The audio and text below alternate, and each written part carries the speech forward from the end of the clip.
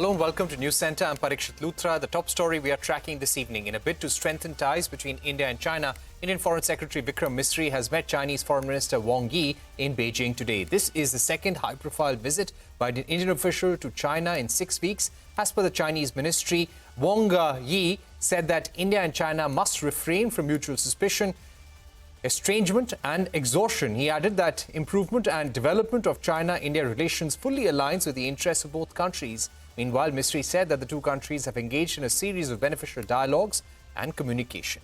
To take this forward, I'm now joined by former Lieutenant General SL Narasimhan, also former member of the National Security Advisory Board and currently an adjunct distinguished fellow with the Gateway House. Thank you very much for joining us, General Narasimhan. What do you think is going to be the larger takeaway from this meeting? The sense that we get is that China wants greater economic engagement with India. There is a problem of surplus in the Chinese economy. But on the Indian side, there has been clamor within the industry for resumption of ties with China. On one hand, we need Chinese technicians, skilled professionals who can come repair machinery at factories. And somehow we are reliant on the Chinese supply chain as well. So what do you think could be the meeting ground? Good evening. Thanks, Parikshit, for getting me on this show. 3 points. One is, I think this meeting itself is one step forward in our efforts to normalize the relationship with China. Many people, when we signed that agreement on 21st of October 24, thought that that was the end of the story. But that was the beginning of the story, actually, of this India-China bilateral relationship.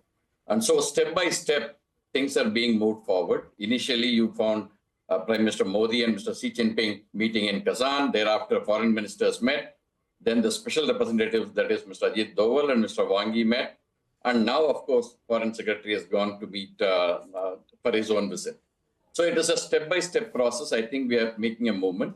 If you look at the statement that has come out after the meeting from the Chinese side, it looks as if it is a little tentative kind of a step that is being taken forward.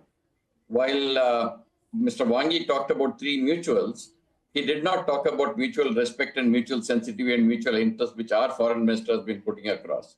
And Mr. Misri has been quite cautiously optimistic in making the step forward in normalizing this bilateral relationship between India and China. On the second question of your the technicians, etc., coming in from China, I don't think there's been a problem in their coming in. I think selectively the visas have been given for those people to come in and operationalize the machinery, etc. So that is also being done in some form or the other.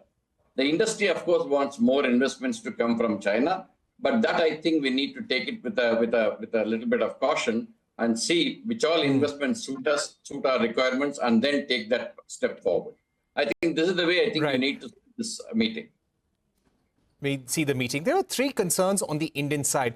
Perhaps the top of it all right now is the China plan to build a dam in the Tibetan plateau, which could impact the flow of Brahmaputra into India. The second is resumption of the Kailash Mansarovar Yatra and also have border trade with China. So what do you think could be the implications of China building this dam, and what really are India's options here? Actually, I'll answer the second question first. India doesn't have much of options here because China is the upper riparian state and they've not into any kind of river water sharing agreement with anybody. That is point number 1. Point number 2, on the dam itself, there are mixed signals coming out of China. Some people say it is going to be run as a river, in which case the water is not going to be stored. And some people say it is going to be a dam that is going to be built for diversion of water towards the north.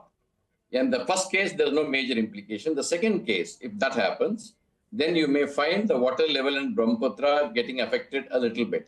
Because most of the water to Brahmaputra accrues from the Indian tributaries that flow into Brahmaputra. The second thing is the seismological issues that get involved in such a big dam coming in that area is going to be a bit of a concern.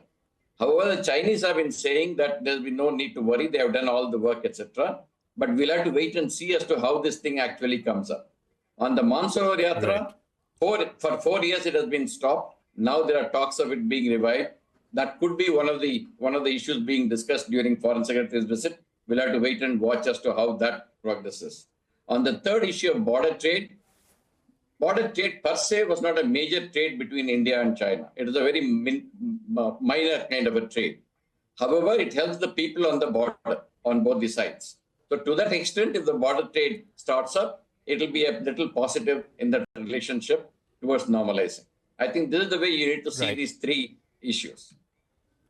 Right. So clearly, India is wanting some low-hanging fruit and some major policy issues to be sorted out and get some clarity on that as well as to how China wants to approach relations in the long term as well. General Narasimhan, always a pleasure having you here on CNBC TV. And thank you very much for joining us with your views.